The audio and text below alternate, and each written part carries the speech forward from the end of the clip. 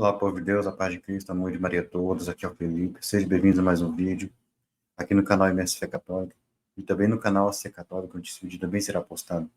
Depois de passar alguns meses aí fazendo só lives, resolvi voltar a fazer vídeos gravados, né? E hoje eu quero falar sobre batismo infantil, batismo de crianças. O que me levou a gravar esse vídeo, que me deu a ideia de fazer esse vídeo, foi um vídeo que eu estava assistindo há alguns dias atrás, do diácono João Victor Mariano. Ele é um diácono permanente da Igreja Católica. Ele tem um canal no YouTube muito bom, um excelente canal de apologética católica, que eu indico, recomendo. E o vídeo que eu estava assistindo foi um vídeo de resposta a um protestante sobre a questão do batismo de crianças, né? Ele comentou sobre o termo grego para família inteira, né? Que inclui as crianças e tal, que é o termo usado quando se fala dos batismos de famílias inteiras. Eu achei interessante e resolvi fazer um vídeo sobre isso, mostrando um desses termos, né? Desse termo e também de um outro termo, que é para se referir especificamente às crianças, né? Então, é disso que eu vou falar aqui hoje.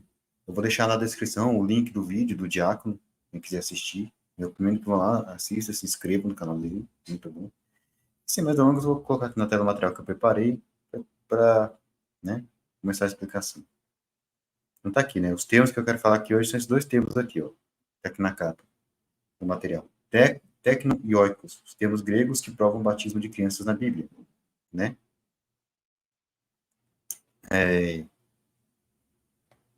Então, o termo grego tecno, quer dizer crianças. Como eu não entendo de grego, eu não sou especialista em grego, na verdade eu não entendo nada de grego, para falar disso eu preciso recorrer a um dicionário, um léxico. No caso aqui eu vou usar a concordância de Strong, que é um léxico do grego, do hebraico bíblico, só que é um léxico protestante.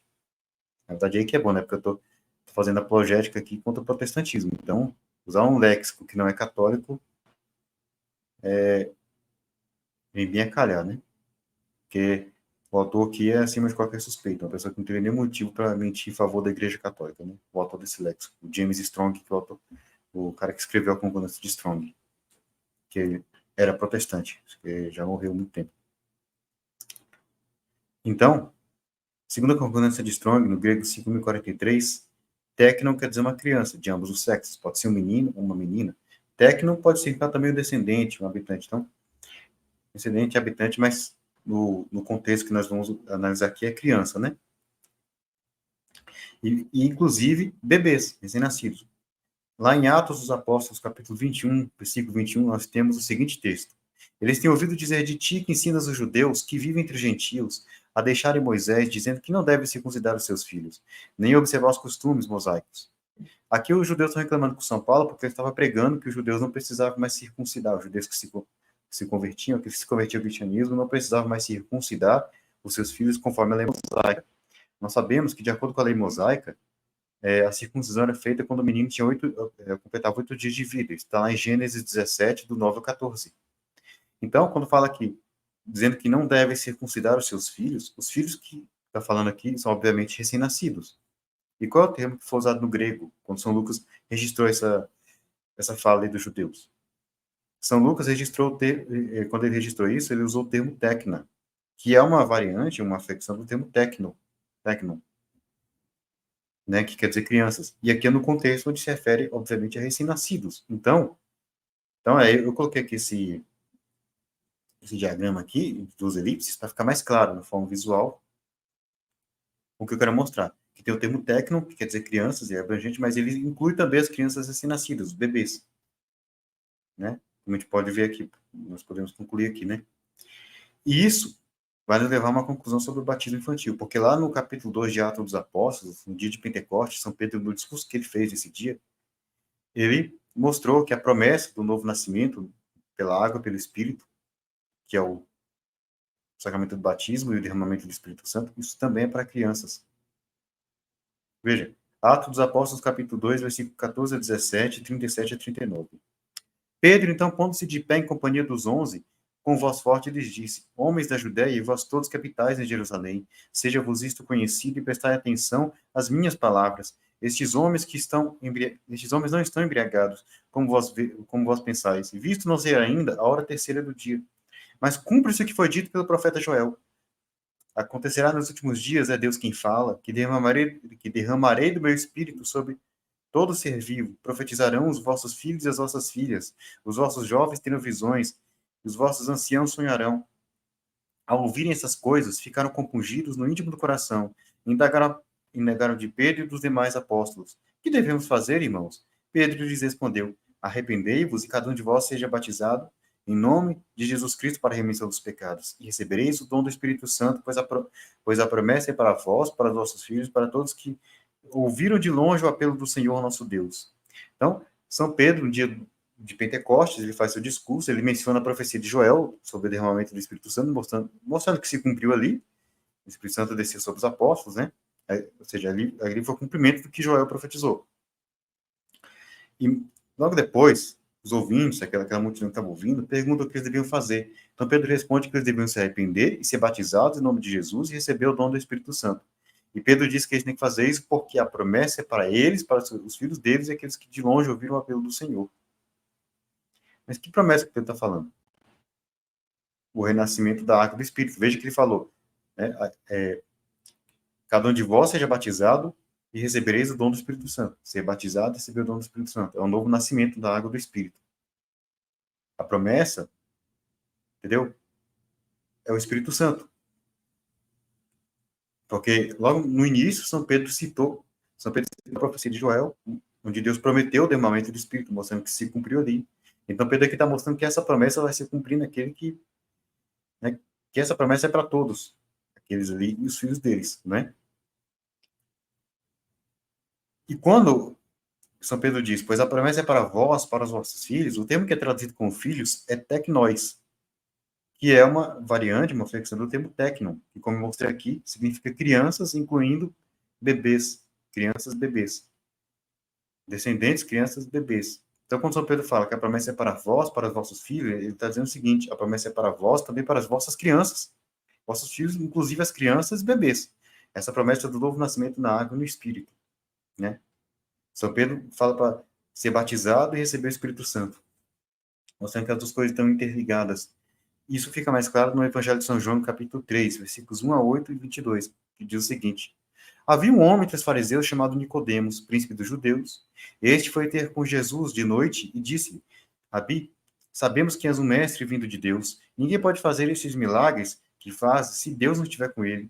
E Jesus replicou-lhe: em verdade te digo, quem não renascer quem não nascer de novo não poderá ver o reino de Deus.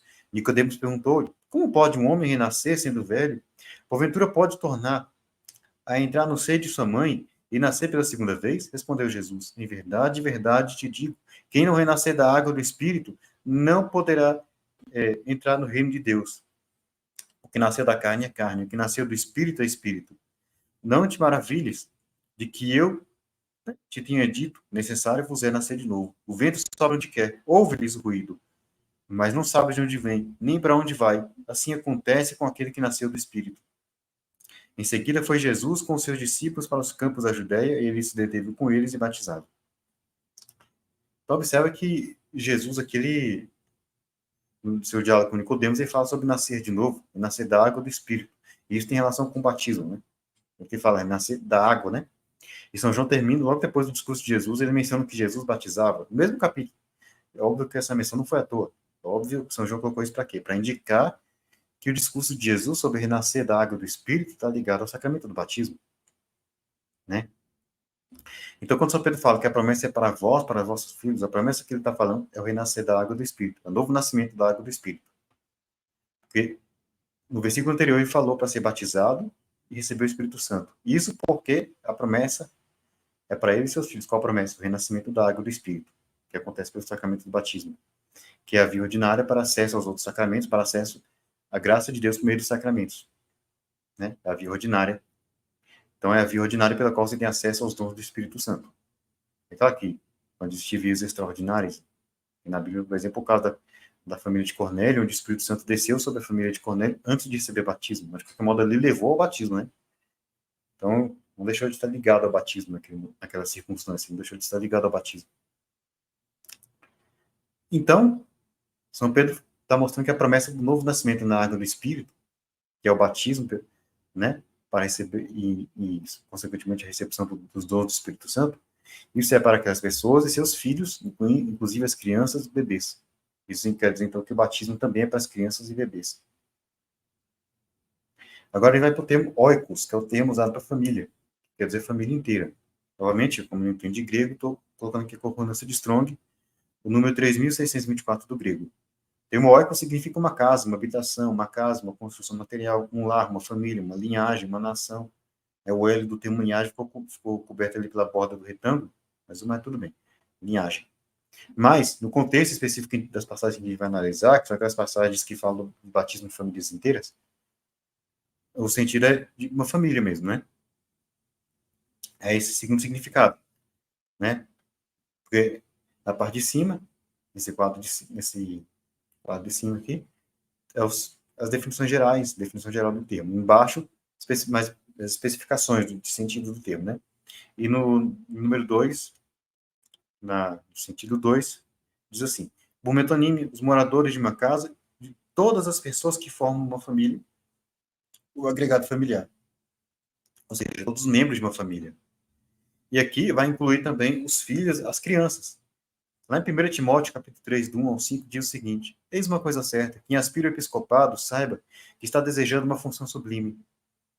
Porque o bispo tem o dever de ser irrepreensível, casado uma só vez. E aqui abrindo um parênteses, esse casado uma só vez não é nem específico para o celibato. É porque naquela época, a maioria dos cristãos era conversos do judaísmo e do paganismo. Então muita gente se convertia, naturalmente, já depois de casado, constituído família. Então muitas pessoas descobriram a vocação sacerdócia já depois de casado, né? Então, era natural a ordenação de homens casados naquela época. Então, assim, naquela época, devido ao contexto, não tinha como restringir o sacerdócio somente aos celibatários, como hoje. Então, São Paulo dava essa orientação, né? E ele falava para ser casado uma só vez. Então, ele estava orientando para aqueles que fossem ordenados já casados, que fossem casados, que depois que se tornassem viúvos, não casassem novamente. E, além do mais, isso aqui que São Paulo está dando aqui é uma orientação de ordem disciplinar e pastoral. Então, não é uma questão de doutrina, não é uma questão que não poderia ser mudada. Não, é algo que poderia ser mudado, tanto que foi mudado pela igreja, certo? Depois, né? Então, fechando parênteses aqui, né? Isso aqui são um parênteses, mas não é o assunto do vídeo. Então, voltando para o assunto do vídeo. Sóbrio, prudente e regrado no seu proceder. Hospitaleiro, capaz de ensinar, não deve ser dado a bebidas, nem violento, mas condescendente, pacífico, desinteressado. Deve saber governar bem a sua casa, educar os seus filhos na obediência e na castidade. Pois quem não sabe governar sua própria casa, como terá cuidado da igreja de Deus? Então, São Paulo fala que o bispo tem que saber governar sua própria casa, educar seus filhos. Pergunta, quem não sabe governar sua própria casa, né? Como vai cuidar da igreja de Deus? Então, quando São Paulo fala que o bispo tem que saber governar bem sua casa, eu vou ver pergunta, quem não sabe governar sua própria casa, como terá cuidado da igreja de Deus? Nessas duas ocasiões, o termo que São Paulo usou, que está no grego, que é traduzido como casa, é o termo oiko. Está aqui numa variante, né, do termo oikos, é uma flexão do termo oikos, que é a família inteira, né? E quando fala que o bispo deve saber governar bem sua casa e educar os seus filhos, né, o termo que é traduzido com filhos aqui, é o termo tecna, que é uma flexão do termo tecnon, que é crianças, inclusive bebês. Isso mostra que a casa aqui está incluindo as crianças, inclusive os bebês, ou seja, então isso mostra que o termo oikos é a família inteira, inclusive as crianças e bebês, né? E aqui de novo o texto de Atos 21, onde, né, usa-se o termo tecno, no caso aqui na variante tecna, né, para falar dos filhos dos judeus que eram circuncidados, quem sabe que eram bebês, né? Filho que São Paulo falava para não circuncidar. Então, novamente, eu coloquei aqui o diagrama em elipses, agora os dois termos aqui, né? Oikos e tecno. Mostrando, vai ficar mais fácil, de maneira visual mais clara, né? Então, a gente tem o termo oikos, que é a família inteira.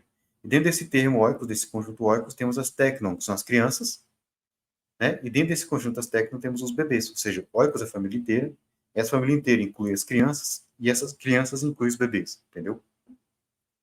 As crianças tecnon.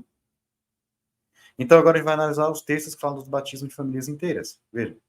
Primeiro, a família de Cornélio, lá em Atos 10, versículo 44, 47 e 48, lá diz o seguinte: né? Estando Pedro ainda a falar, o Espírito Santo desceu sobre todos que ouviam a santa palavra. Então Pedro tomou a palavra. Porventura pode-se negar a água do batismo a estes que receberam o Espírito Santo como nós? E mandou que fossem batizados em nome de Jesus Cristo. Rogaram-lhe que ficasse com eles por alguns dias. Então, diz que o Espírito Santo desceu sobre aqueles que ouviam a santa palavra. E logo esses mesmos foram batizados. Aqui nesse texto não fica claro quem são aqueles, mas no capítulo 11, o próprio São Pedro esclarece.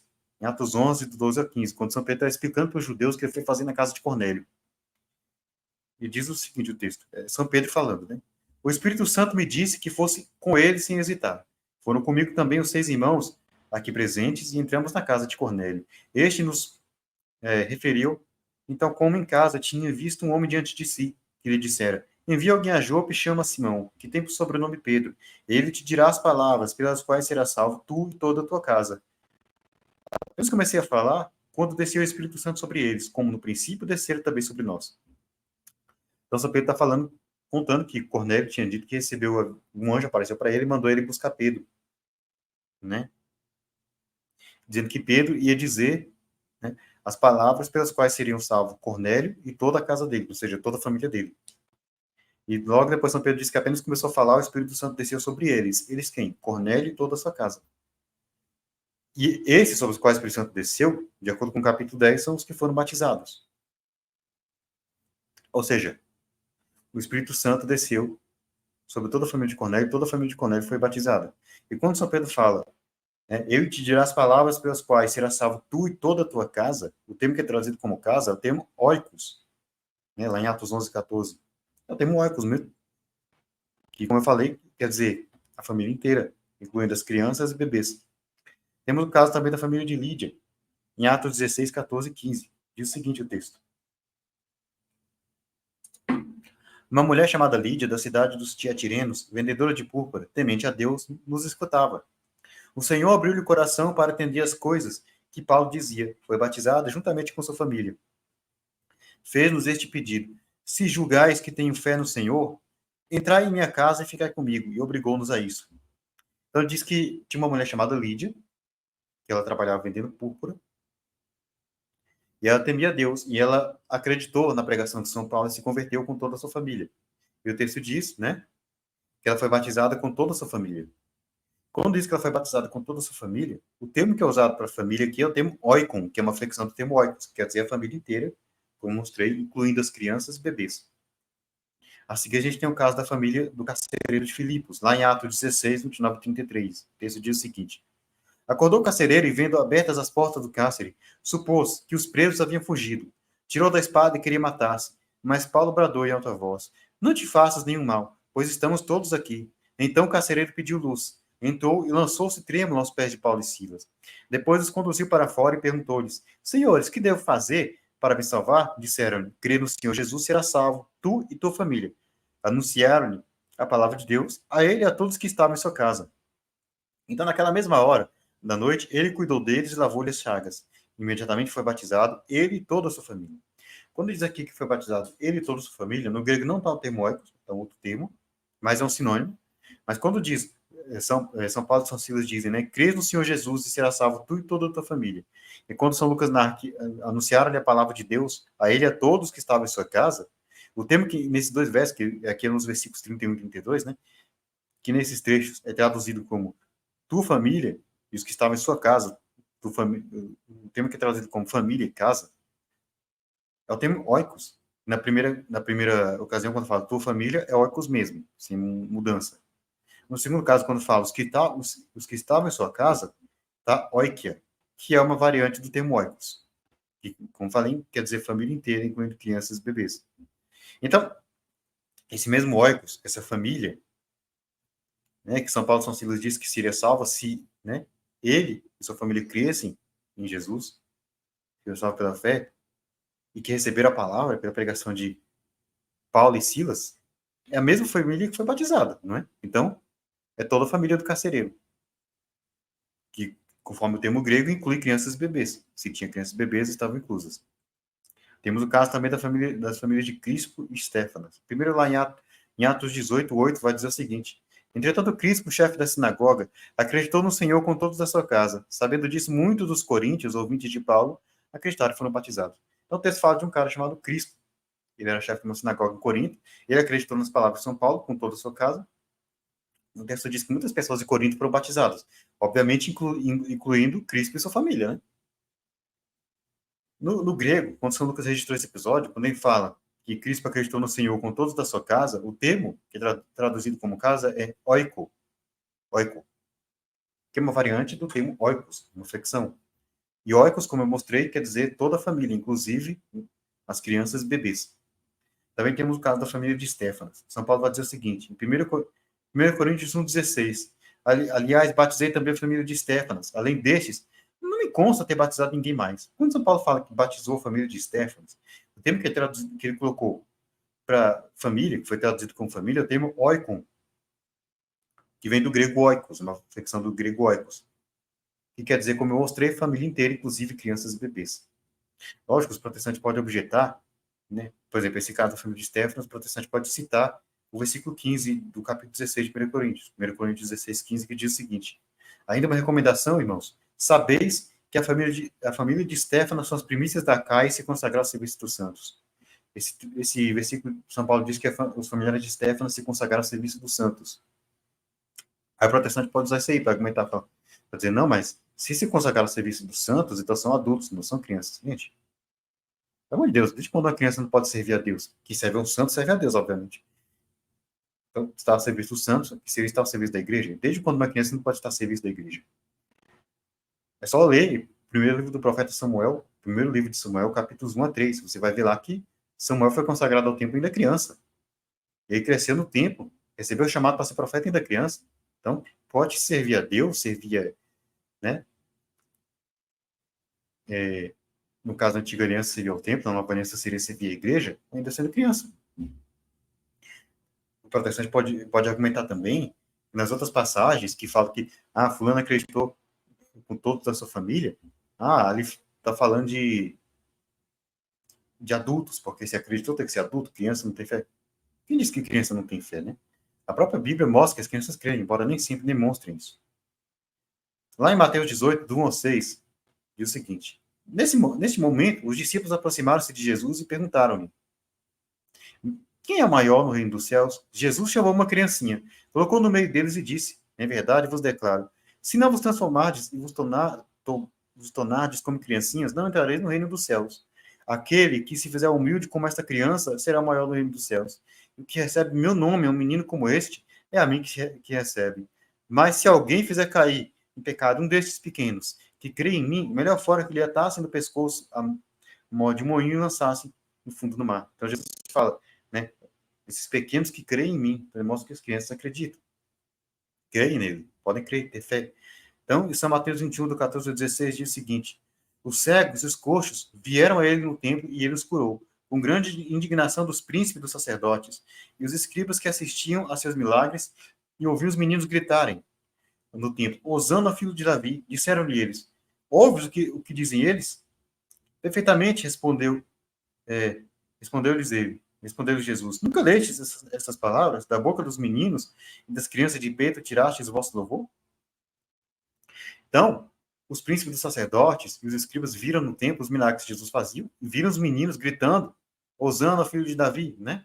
Em louvor a Jesus, e foram reclamar com Jesus. Você não está ouvindo eles gritando? O que Jesus falou? Perfeitamente.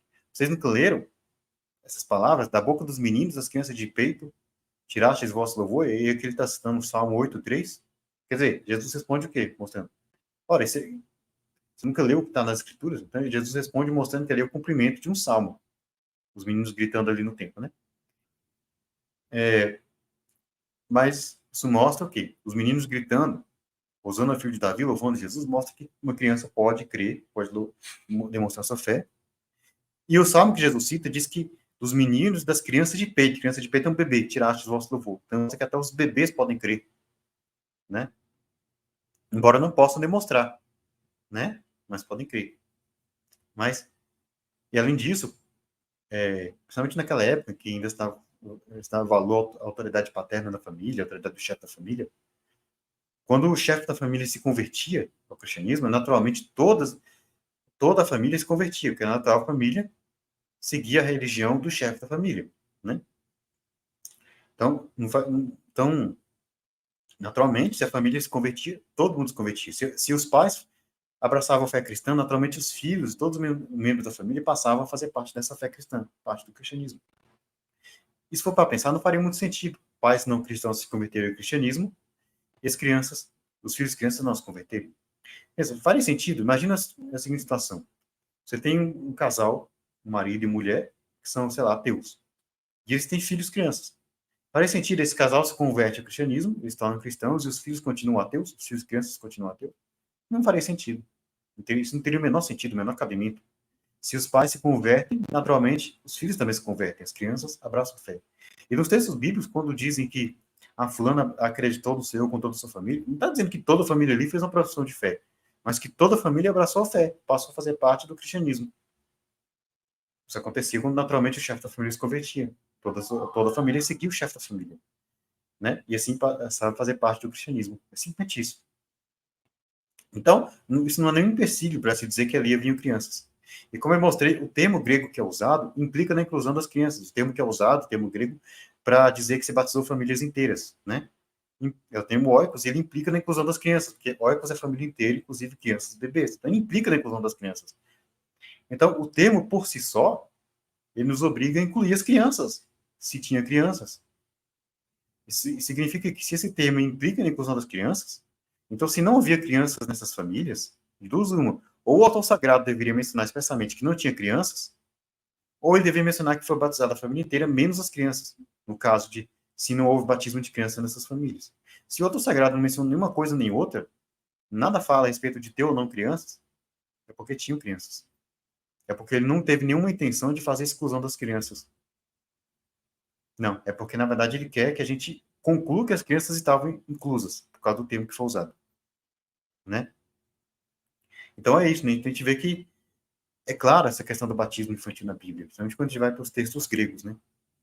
As crianças têm que ser batizadas, porque embora não tenham pecado pessoal, elas têm pecado original, que precisa ser apagado, e é pelo batismo que elas fazem parte do corpo místico, passam a fazer parte do corpo místico de Cristo e da nova aliança. Como na antiga aliança era a circuncisão, né, que fazia o menino se tornar parte da antiga aliança. São Paulo vai dizer em Colossenses 2, do 11 ao 14, que o batismo é a nova circuncisão, ele substitui a circuncisão. Então, o que a circuncisão é para o judeu, o batismo é para o cristão. Então, se a circuncisão é que fazia o judeu tornar parte do povo eleito, da aliança de Deus, na nova aliança, é o batismo que faz a criança, faz a pessoa se tornar parte do povo eleito, tornar parte da aliança. Enfim, então é por isso que se batiza crianças. Então é isso, aqui estão as referências, que vão estar na descrição do vídeo, né? Então é isso que eu queria falar aqui hoje. Espero que tenha ficado claro. Se você gostou, dê seu like, compartilhe, se inscreve no canal se ainda não for inscrito. Ativa o sino das notificações se não estiver ativado. Me segue no Instagram se ainda não me segue. @MSFéCatólico, deixarei o link na descrição. Segue também o Simplício no canal Bate-Papo Católico no Instagram, @Simplício Gonçalves Gomes, também vou deixar o link na descrição. Se inscreve também no canal Ser Católico, onde eu também posto meus vídeos. Vou postar esse vídeo lá também, né? Siga a página da Ser Católica no Facebook, a Ser Católica, deixarei o link na descrição. Se inscreve na Ser Católica, ativa o sino das notificações se estiver ativado. Se inscreve lá se não for inscrito. Dê o like lá também. E se inscreva nos outros canais católicos, né? Tem o canal Bate-Papo Católico do Simplício, Universo Católico do Casandé Perim, Informação Católica do Matheus Toledo, Hora do Macabeus, do Cris Macabeus, o canal do Robson 2.0 do Robson, o canal Escatologia Preterista, que é o novo canal do Cris do Robson. Um excelente canal para quem quiser entender o Apocalipse a partir de uma visão racional, né? Assim como o canal Hora do Macabeus, o canal do Robson 2.0, também o canal Bate-Papo Católico do Simplício. Tem o canal do missionário Daniel Silveira, Pregador de Duarte, Comentários Bíblicos Católicos. Tem o canal do Cláudio Campos, que leva o nome dele, Cláudio Campos. Tem o canal Estudos da Doutrina Católica. Tem o canal do diácono João Victor Mariano, né, que fez o vídeo que me inspirou a fazer esse vídeo aqui, né? Inclusive, como eu falei no início, vou deixar o link do vídeo do diácono na descrição. Então, se inscreva no canal dele. E tem outros canais que eu gosto, que eu indico, que eu recomendo. Vai na aba de canais recomendados do meu canal, tem na lista de canais que eu gosto, que eu indico, que eu recomendo. Então é isso, né? Paz bem a todos, salve Maria Santíssima, viva Cristo Rei. Fico por aqui, até a próxima e tchau.